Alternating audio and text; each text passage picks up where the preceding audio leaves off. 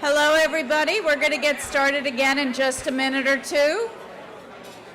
So if everyone would please take your seats.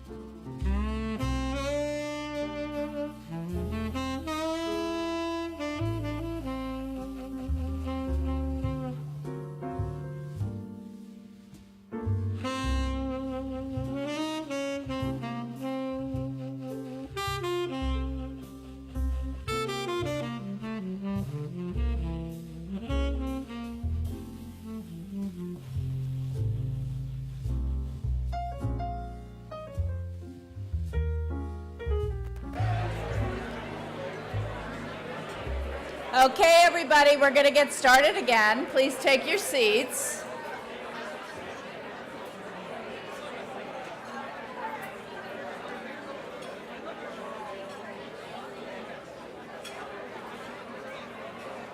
There's a great energy in the room, and I can see it. Our bids are great, and we're really so appreciative.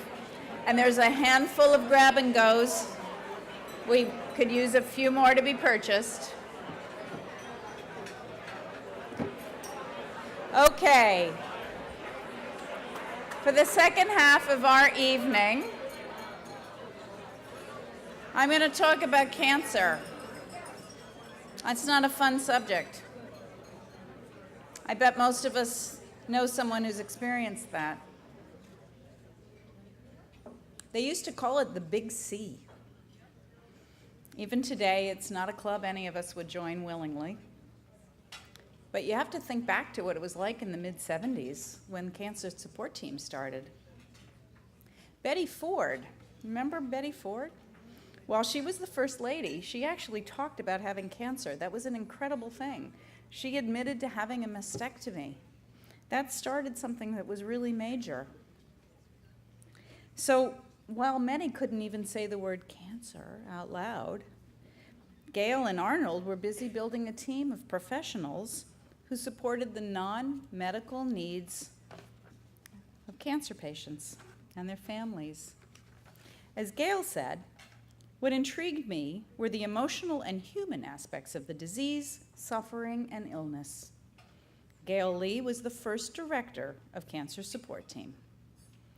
She would stress what she loved about CST. There were no charges to the patients. They didn't have to be terminal to be cared for. We could respond at any time because we weren't part of a government-supported agency. That statement is as true today as it was when she wrote it 30 years ago. As an oncologist, Arnold believed his colleagues focused too much on the tumor and not enough on the patient. Arnold served as Cancer Support Team's first president of the board, and he lived to see CST grow to become a true resource for individuals and families dealing with cancer. Those services include in-home nursing and personal care, and you should be looking at the photos, everyone. One-on-one emotional support, assistance with insurance and mountains of paperwork, educational materials offered in both English and Spanish, volunteers providing rides to and from chemo, and of course, our annual Health Awareness Luncheon. This is by no means a complete list, and as anyone who has used the CST services knows, they simply do everything they can to improve the lives of the patients. One of CST's incredibly dedicated supporters is Miriam Kernan. She was a CST board member for over 10 years, and she chaired many galas like this one, especially the 15th, 20th, and 25th anniversaries, and she chaired too many luncheons to count. She's here to help us honor the vision of our founders by presenting the 40th Anniversary Legacy Award to Betty Wald and the family of Gail Lee. Can I please ask Miriam to come up?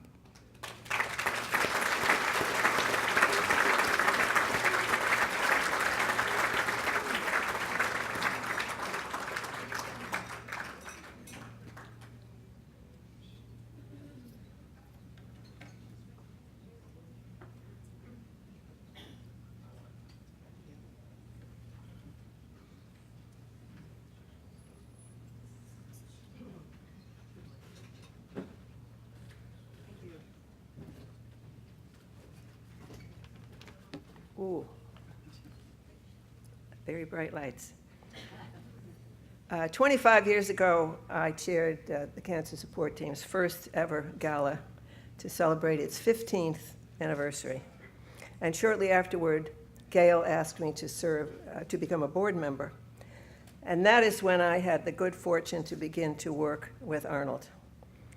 And I did that for, I guess, a decade or so. It was a very small board then. Rupert was on it. And Arnold was the chair, a very good one, always prepared, and always good-humored. Arnold was serious, but he was never solemn. He had a wonderful, wry sense of humor. He was the leader, but he was also very collegial. He was very smart, but he fostered our participation, our questions, our suggestions, our advice, so he was wonderful to work with. Arnold had vision.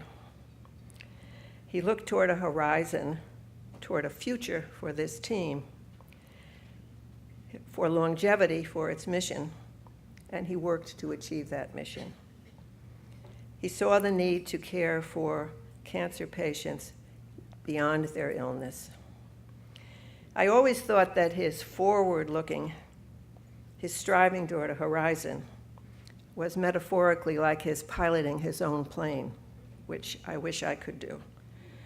He saw the horizon, he steered a course toward it, and as it receded, he continued toward it, always moving into the future. And his vision, and Gail's, was realized in the success of the Cancer Support Team. Were he here tonight, celebrating 40 years of moving forward, always challenging, always changing horizons, still looking ahead to more years of compassion, caring, and continuing to fulfill his vision, I think he would be very happy. And I'd like to ask Betty Wald, his very glamorous wife. Come up, please, Betty, who was always smiling.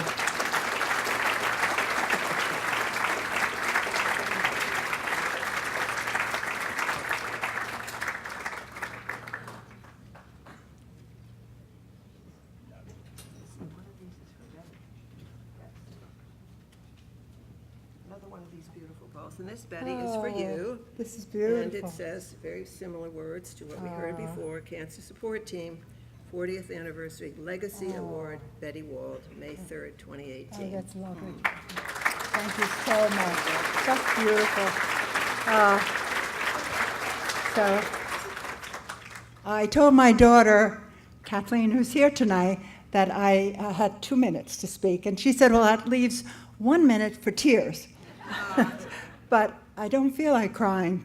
I feel opposite. I feel like inspired by all of you here, and people that I've known and met again, and people that I don't know, but you're here, your presence means so much, and your support to the Cancer Support Team, that wonderful organization. I wear this little necklace every day around my neck, and it has Arnold's wedding ring. And it has a cross that he got me once for my birthday, and a heart for my children. And I thought somehow that seemed to symbolize Arnold and the Cancer Support Team. His vision, I think, was his faith that things could change, and that there could be a way to deal with patients, as we've said before, over and above just dealing with the medical treatment. And the wedding ring symbolizes hope to me, because when Gail came aboard, then he really hoped, even though he had tried in many ways to bring about his faith, his hope came because Gail was there, and she really helped him bring it to a reality. And the heart is the core of the team. His heart, your heart, all our hearts. Thank you very much.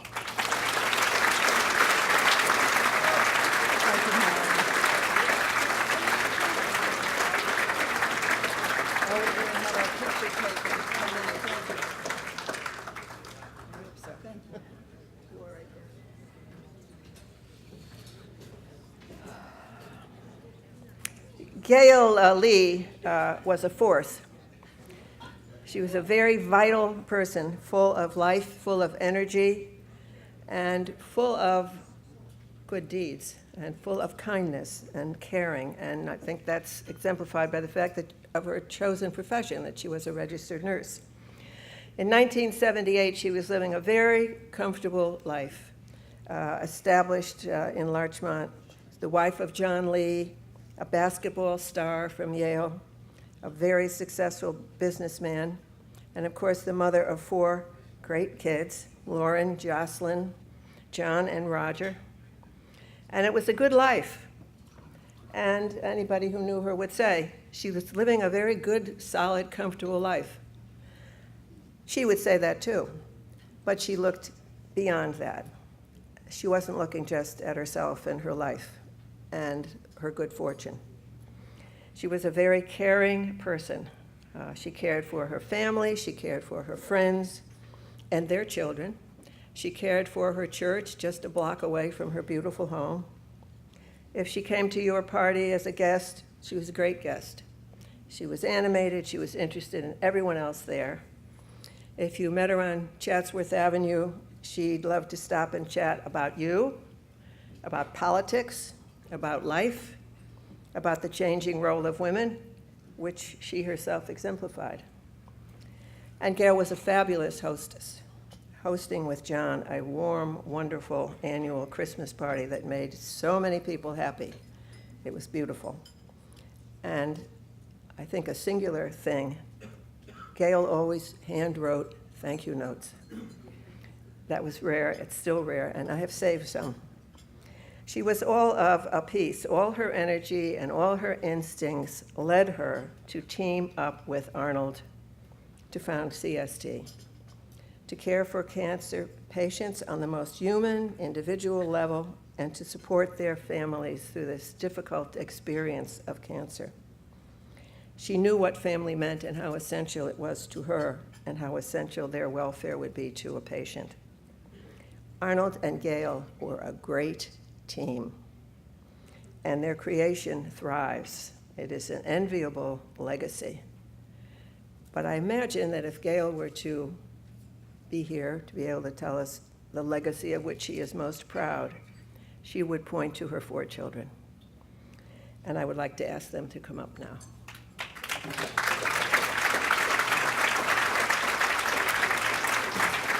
Hi, John.